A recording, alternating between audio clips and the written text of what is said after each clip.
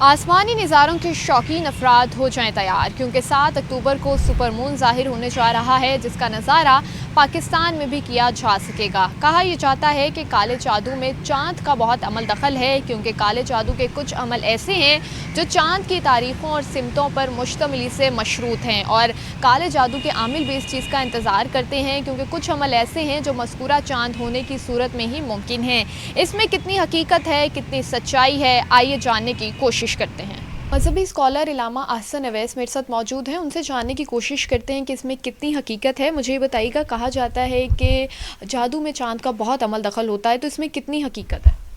بسم اللہ الرحمن الرحیم۔ اس حوالے سے اسلامک پوائنٹ آف ویو جو ہے کہ یہ جادو کا چاند کے گرہن کے بلیو مون کے حوالے سے، سپر مون کے حوالے سے، یہ آتا ہے کہ سورج گرہن بھی اگر آپ لے لیتے ہیں تو اس چیز کا جادو وغیرہ سے، منحوست سے، یا اس چیز کا برکت و بے برکتی سے کوئی تعلق نہیں ہے۔ یہ سپرسٹیشز ہے ساری کی ساری، یہ توہمات ہیں۔ یہ اسلام کی اصل جو حقیقت، جو اس کی نالج اور اس کی جو ٹیچنگس ہے، یہ اس کے خلاف بات ہے کہ اسلام اور مومن اور مسلمان اس حوالے سے اس طرح سوچتا ہے۔ بالکل اس کے ایسی کوئی بات نہیں ہے، بلکہ آقا صلی اللہ علیہ وسلم کی بارگاہ سے اتنی بڑی بات کہ ان کے شہزادے حضرت ابراہیم علیہ السلام بچپن میں انتقال کر گئے تو اس وقت سورج گرہن لگا،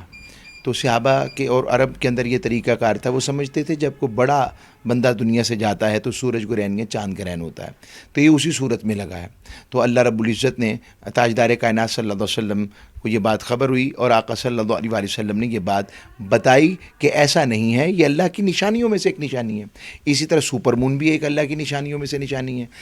چاند کا حد سے زیادہ بڑا نظر آنا، تو وہ اور زیادہ روشن نظر آنا، یہ اللہ کی نشانیوں میں سے ہے، اور اس کے علاوہ اس میں اور کوئی مسئلہ نظر نہیں آتا۔ آپ یہ کہہ رہے ہیں کہ یہ ایک سپرسٹیشیس چیز ہے، تو جو ہم نے یہ بھی سنا ہے، بلکہ لوگ بھی کہتے ہیں کہ جو جادو کے حامل افراد ہوتے ہیں یا جو عامل ہوتے ہیں، وہ اس چیز کا خاص کر انتظار کرتے ہیں، سپر مون ہو گیا یا یہ جو ساری چیزیں ہوتی ہیں، چاند گرہن ہو گیا، سورج گرہن ہو گیا، تو اس میں کتنی حقیقت ہے کہ واقعی میں ایسا ہوتا ہے؟ دیکھیے، اس میں دو سوال ہیں آپ کے۔ ایک تو جادو کے حوالے سے پہلے یہ بات بتاؤں کہ قرآن و حدیث کی روشنی میں جادو ہوتا ہے، لیکن ہر وقت ہوتا ہے، ہر ایک کے لیے ہوتا ہے، جیسا کہ ہمارے ہاں ایک پایا جاتا ہے، ایسا نہیں ہے۔ اس کی ایک اپنی سائیکی، اپنی چیزیں، ان کا ایک نالج ہے۔ قرآن نے اس کا ذکر کیا ہے، موسیٰ علیہ السلام کے دور میں جادو عروج پر تھا، اس کا جواب پھر موسیٰ علیہ السلام نے دیا۔ تو یہ جادو ہونا تو اور چیز ہے، اور وہ جو بد اعمال والے یا اس طرح کے استعمال کرنے والے لوگ ہیں،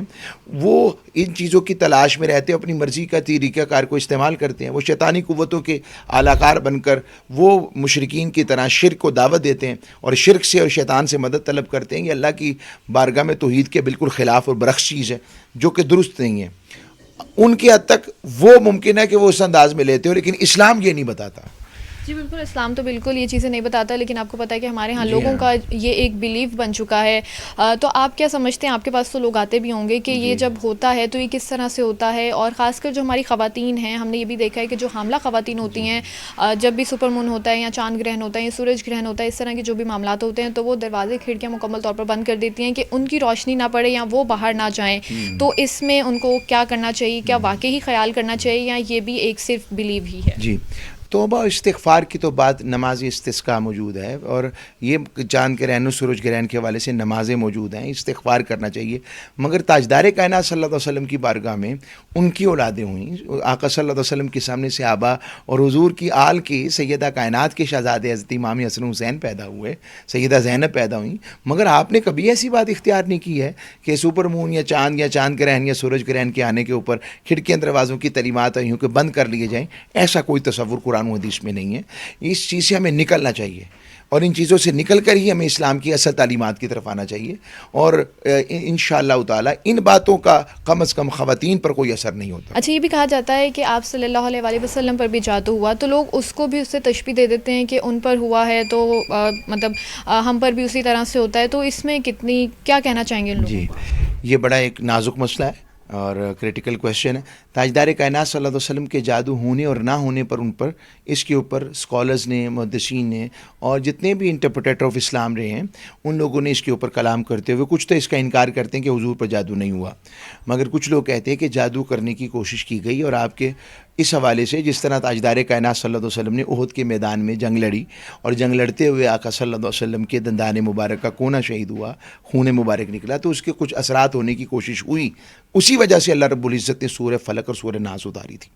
تو اس حوالے سے آقا کی بارگاہ سے تعلیمات مل گئیں، قرآن کی آیات مل گئیں۔ اگر ایسا عمل حضور کی سیرت سے نہ گزرا ہوتا تو ہمیں کیسے پتہ لگتا کہ ہم لوگ اس معاملے میں پھنس جائیں؟ تو ایسے کس سے کیسے ہم نے مدد حاصل کرنی ہے، قرآن کیسے ہماری ہدایت کا سبب بنتا ہے، اور ہم ان چیزوں سے کیسے ریچ آؤٹ ہو سکتے ہیں اور اس سے باہر نکل سکتے ہیں۔ تو تاجدار کائنات صلی اللہ علیہ وسلم کی بارگاہ میں اصولی بات جو میں نے عرض کر دی کہ جادو کی وہ کیفیت نہیں ہے جو ہمیں سمجھا جاتا ہے، لیکن کوشش کی گئی ہے، اور اس کوشش کی وجہ سے اللہ رب العزت نے قرآن میں آیات اتاری۔ اچھا، ہمارے یہاں بہت سے لوگ ہیں جن پر جادو ہوتا بھی ہے، ہاں جی، تو ان سے مطلب ان کو کیا پیغام دینا چاہیں گے، کیا کہنا چاہیں گے، کس طرح سے بچا جا سکتا ہے؟ کیا کوئی ایسے وظائف ہیں جن سے جادو ٹونے سے یا ان ساری چیزوں سے بچا جائے؟ اچھا، کیسی حیرت والی بات ہے کہ اس کے بالکل سادہ چیزیں ہیں، اسلام کی بنیادی چیزیں۔ جو شخص باوضو رہنے کی کوشش کرتا ہے، میں یہ نہیں کہہ رہا کہ ہر وقت رہتا ہے، کوشش کرتا ہے پاکیزگی کی طرف، اور 5 وقت نماز ادا کرتا ہے، اللہ رب العزت اسے اس عمل سے محفوظ رکھ سکتا ہے سب سے زیادہ، کیونکہ وہ پہلے ہی پروٹیکٹڈ شیلڈ میں ہوتا ہے۔ تو ہمارے ہاں اس چیز کا خیال نہیں رکھا جاتا۔ اور یہ بات بھی ہم کر دوں کہ کوئی شخص اگر جادو کرتا ہے، جادو کروانے میں مدد دیتا ہے، کوئی ایسا کام کرتا ہے، تو اس کا حشر قیامت والے دن مسلمانوں میں نہیں اٹھایا جائے گا۔ تیسری بات کہ ہر وقت ہر ایک جادو اتنا آسان نہیں ہے جیسے ہمارے سمجھ لیا جاتا ہے۔ مثلا ہم بھی گیدرنگ میں بیٹھے ہوں گے نا، تو 80% لوگ کوئی ایسی بات پیش کریں گے کہ مجھ پہ جادو ہو گیا۔ بد نظری اور چیز ہے، جادو اور چیز ہے۔ جادو باقاعدہ ایک عمل ہے، اور یہ کفری اور شرکی عمل ہے جس کی اسلام نے بڑی سختی سے تردید کی ہے، اور اسلام میں اس کی سزا بھی آئی ہے۔ کوئی جادوگر پکڑا جائے تو اس کی سزا سزائے موت کے سوا جب ثابت ہو جائے، وہ امپوز گورنمنٹ آف اسلام کرے گی، وہ جب ثابت ہو جائے تو اس کی سزائے موت کے علاوہ کوئی نیچے والی بات نہیں، تاکہ اس معاشرے میں فساد بپا نہ ہو اور پرابلمز بپا نہ ہو۔ تو اس حوالے سے جادو کا اگر لوگ ہوں تو اس کے لیے پھر علاج موجود ہے، جیسے میں نے معوذتین کی بات کی ہے، سورہ فاتحہ شریف ہے، سورہ بقرہ شریف ہے، اور پھر دیکھا جاتا ہے کس کے مطابق سٹیجز ہیں، تو اس کو اس طرح ڈیل کیا جاتا ہے۔ ہمارے لوگ جو ہیں وہ ان سب چیزوں پر عمل کرنے کی بجائے اس کے کہ وہ باوضو رہیں، وہ عامل کے پاس جانے کو زیادہ ترجیح دیتے ہیں۔ جی ہاں۔ وہ ان چیزوں پر دھیان نہیں دیتے کہ اگر ہم خود یہ وظائف پڑھیں یا خود یہ عمل کریں تو ہم اس سے بچ سکتے ہیں۔ جی، ان کو کیا کہیں گے آپ؟ میں ان کو کہوں گا کہ آپ کا قرآن مجید کی تعلیم آپ کے لیے انتہائی ضروری ہے۔ اگر ہم تعلیمات قرآن سے اور اللہ اور اس کے رسول کے احکامات سے اور ان کی ٹیچنگز کے مطابق نہیں چلیں گے تو یہ نقصانات آپ کو بڑھتے چلے جائیں گے، اور آپ ان چیزوں کا شکار ہوتے رہیں گے۔ جب آپ اصل کی طرف آ جائیں گے جو ہماری ایمان کی مضبوطی کا باعث ہے، تو اللہ رب العزت آپ کو بہت ساری چیزوں سے بچا کے رکھے گا۔ اور اس لیے اپنا توکل اپنے مالک کے ساتھ وابستہ رکھیے، اپنے مالک سے جڑے رہیے، اور آقا صلی اللہ علیہ وسلم کی تعلیمات اور آپ کی ذاتی اثر کے حوالے سے ان کی ٹیچنگز پر، ان کی تعلیمات پر عمل کرتے رہیے، اور انشاءاللہ تعالی اللہ رب العزت آپ کو بہت سی ایسی چیزوں سے بچائے رکھے۔ علامہ صاحب یہ بھی بتائیے گا کہ جو لوگ عاملوں کے پاس جاتے ہیں، اور ہم نے یہ بھی دیکھا کہ بہت سے عامل ایسے ہیں جو صرف پیسے بٹورتے ہیں، ان کا ان چیزوں سے کوئی تعلق نہیں ہوتا، نہ ہی وہ کوئی توڑ کر سکتے ہیں، اور نہ ہی ان کا اسلام کے اوپر اتنا جو ہے وہ گرفت ہوتی ہے، اس حوالے سے آپ کیا کہیں گے؟ جی، بہت آپ کا یہ اہم سوال ہے، اور ہمارے عام لوگ اس حوالے سے بہت شکار ہوتے ہیں۔ بھئی عامل، ہر کوئی عامل اس طرح کا کیپیسٹی والا، قرآن و حدیث سے شریعت کو جاننے والا، جو اصل جانتا ہو، جس طرح MBBS ڈاکٹر والا ایک اسپیشلائز بندہ ہوتا ہے، تو عامل علم اگر علم قرآن و حدیث سے جانتا ہے تو وہ تو ایک علیحدہ چیز ہے، مگر کچھ لوگ اس کے حوالے سے بالکل نہیں جانتے ہوتے، اور پھر وہ لوگوں کو اس میں بے وقوف بناتے ہیں، لوگوں کے پیسے بٹورتے ہیں، پھر لوگوں کے ساتھ اور بہت کچھ بلیک میلنگ کرتے ہیں، اور ان کو لوٹ کر، اور لوگوں گھروں میں فساد بپا ہوتا ہے۔ یعنی سیدھے ہی کہہ دینا آپ کی ساس نے کر دیا، آپ کے سسر نے کر دیا، آپ کی بھاوج نے کر دیا، آپ کی نند نے کر دیا، آپ کے دیور نے کروا دیا، فلاں نے کروا دیا۔ ان چیزوں کے ذریعے لڑائی ڈلوانا اور فساد ڈلوانا، یہ اسلام اس کی اجازت نہیں دیتا ہے۔ تو لہٰذا ان لوگوں سے بچیں،